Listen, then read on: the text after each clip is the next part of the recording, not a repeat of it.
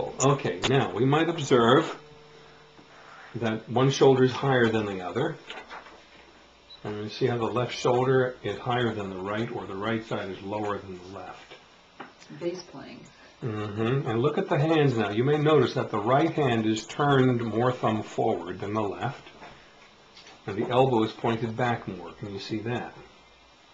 Which elbow is pointed back more? Come over here where you can see. And then observe the point of the hands, the turn of the hands. Yeah, I can see, yeah. Okay, so just track it up to the elbow, and you'll see that the right elbow faces the soft more forward. May I see 2 breaths? Okay, so right about 2.5 inches above the right elbow, the ribs are not inflating as much as the left. Do us another breath. You see, so she has a tilt to the right. And the head is part of that tilt. You mean tilt to our right or to her left? To her right. She's tilting to the right. I'm using language in terms of her viewpoint. But it looks like her whole chest is off to the left as well, to her left, and her head's over to the right. Well, you can see it that way. The chest is down on the right and displaced then to the left. Okay. So we've done what we can with that viewpoint. Would you pick up 1 foot?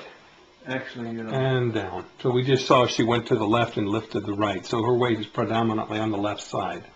So she shifted over to the left side and the right side is down. Now, do this for me. Would you shift your weight more onto your right foot? And now make the weight equal on your feet. Just let the left hip drop. I think I'm equal. It does feel a little like I'm on the right. Okay. Now I feel like I'm in the middle. Okay, now go back to where you were. Isn't that interesting? You just went more to your right. You just went back to your right. Okay, no, wait. Back to where I was at the very beginning. Yeah. Then I guess I was kind of here. Okay. Okay, now equalize the weight on your feet. There you see she's shifting over to the right. All right. So we can see that the holding pattern is through the right side. It pulls the right waist tighter, and so the whole right side drops. That's a right side tilt. And also if we look at the feet, we see that the left foot is turned slightly outward, toe out. Okay. And if we look at the eyes, the left eye is higher. Because the head tilt. I am starting to sound like an alien. Or a Picasso painting. It could be one of them. Well, also, I was observing her out there. Her left foot is turned inward, rolled inward. A little bit pronated. Pronated, right? Yeah. And also, you see her left hip is toward a little bit forward as well, twisted forward. At the hip level. There's a twist in her hips. Well, look at the hips relative to the shoulders. If you do that, you'll see that the right shoulder is back, left shoulder forward, right hip forward, left shoulder back in relation to the shoulders. So make your frame of reference the shoulder girdle there, because that's where the twist is at the center. You can see the clavicle very nicely. Yes. Okay. So now, would you turn your back to me? We'll do this basic thing of just seeing what the paravertebrals are doing. Your arms hang freely. And what I'm feeling here, and you can see, there's the positioning. See how there's more width or thickness on the left side than the right. Here's the center spine right there. Here's the spinous process. So she's more contracted standing on the left, even though the right hip is higher. Now, what that makes me suspect is that her iliotibial band is being held tight by the tensor fascia lata, which pulls down on its hip, causes the other side to lift up. That is the function of the tensor fascia lata and the iliotibial band. It's actually for hip stability and walking. Okay, that's as far as, well, let's do one more thing. Arms hang freely, 2 breaths. Okay, so my hands can feel that she's moving more in the left ribs than the right. Give us another. The left is a lot more mobile than the right side. And it feels like the right rib's in front. are a bit held. So we just make a little bitty note here. Okay, the rest we have to do with you lying down. Would you go on to My foot up on the rung, and then I'm doing this. So why is your right side? Both, okay? And your hands on your belly. Uh-huh. Okay, the first thing I like to check is hip flexors. And I just reach in and palpate, and I can feel that her hip flexors on the right are substantially contracted. You just come around where you can see something of information value. So come around here and aim right into there. Now, can you see what I'm doing with my hand here? Mm-hmm. See, so I'm palpating. And there, right across there, that's the femoris rectus. In here is the psoas tendon, which makes people jump and giggle. And then more to the side, these are the hip flexors. And they're fairly soft in her, but this stuff right here up the front is rather contracted. And that would be the tensor fasciae lata right in there. Okay. Now let's come around to the other side. Don't be bashful now. Get your camera in like it was a nose. Okay, now let's see what we've got here. So I'm just once again palpating.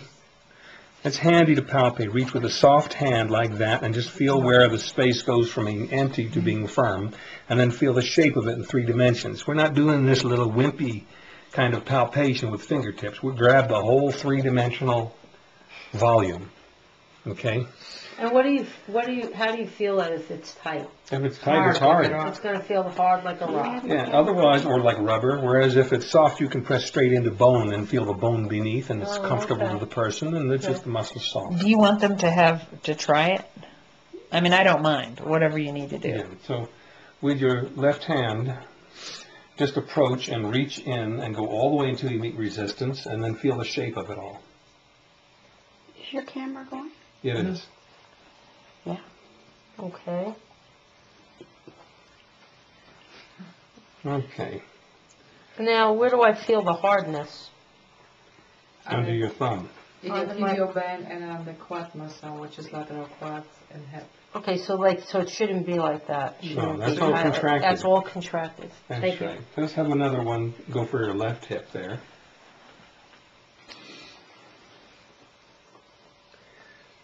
And you just reach in and press. When you feel something firm, it's up to you to distinguish bone from muscle.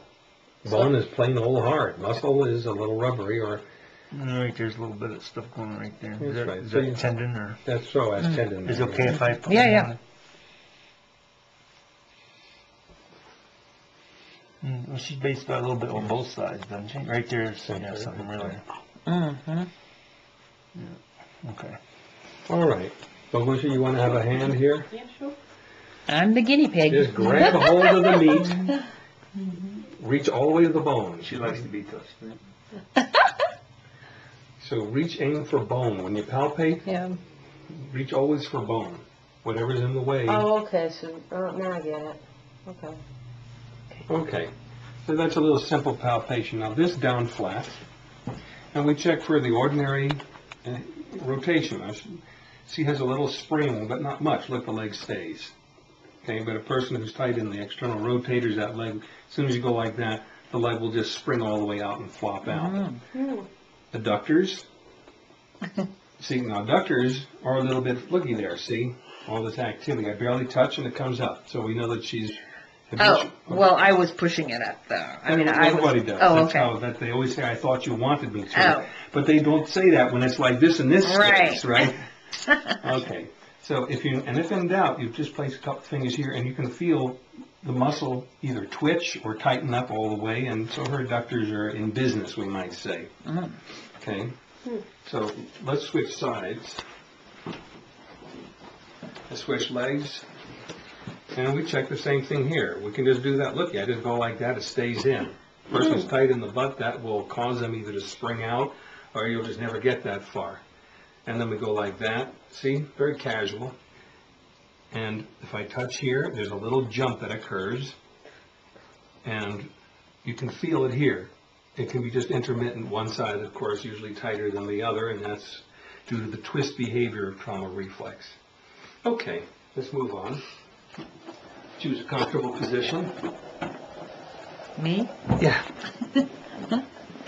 muscles, and we just start with a soft hand and press in for bone, which in this case would be ribs or the coracoid process. And if the person is soft as she is, you touch bone and it's comfortable. If the person is contracted, the mere touch is going to hurt because it's muscular soreness. Well, so she's a tiny bit tighter on the left side, but it's really minuscule. I'm in convenient position to check her neck now, trapezius muscles.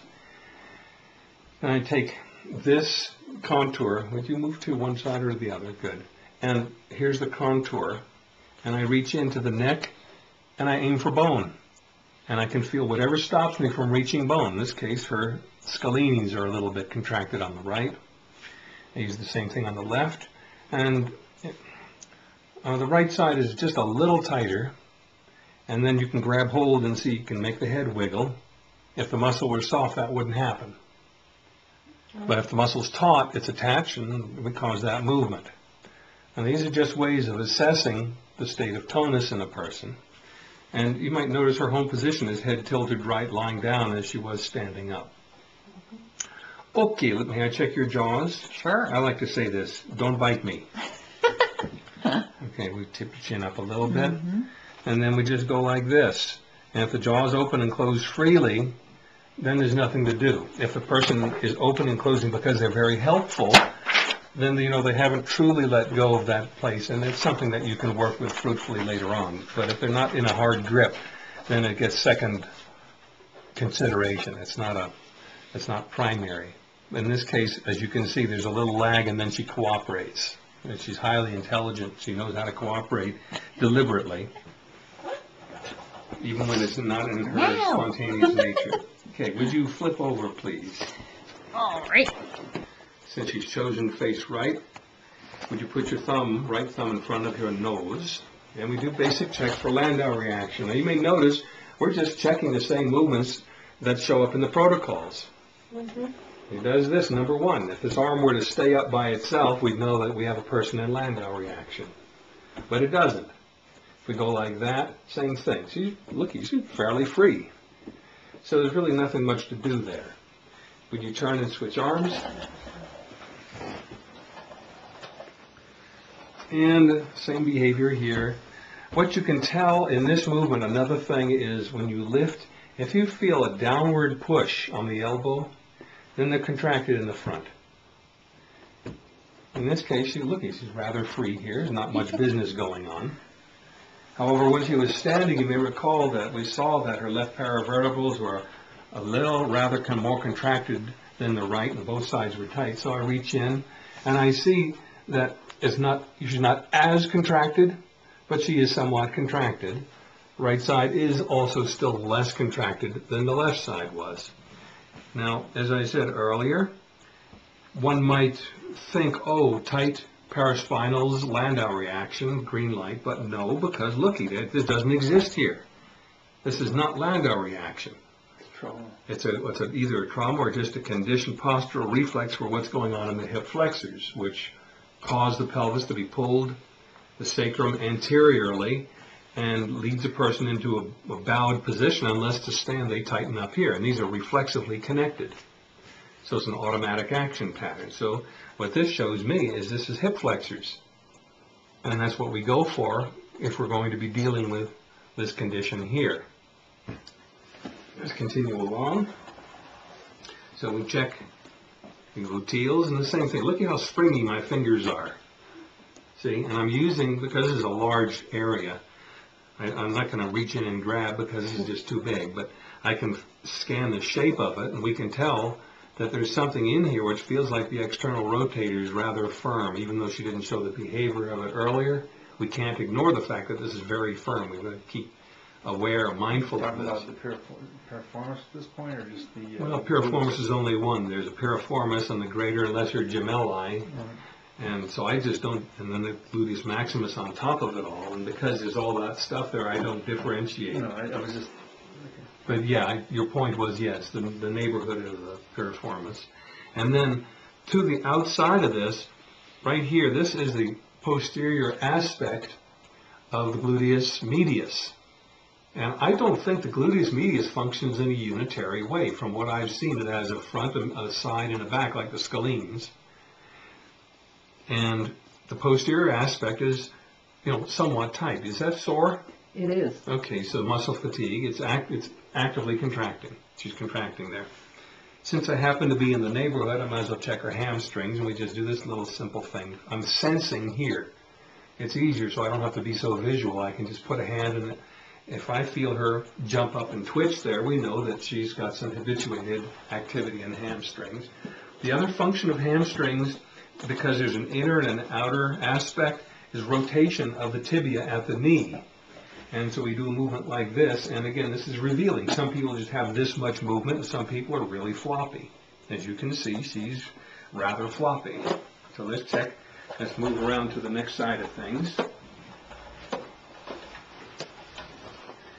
And would you lift and turn your head, switch arms? Mm-hmm.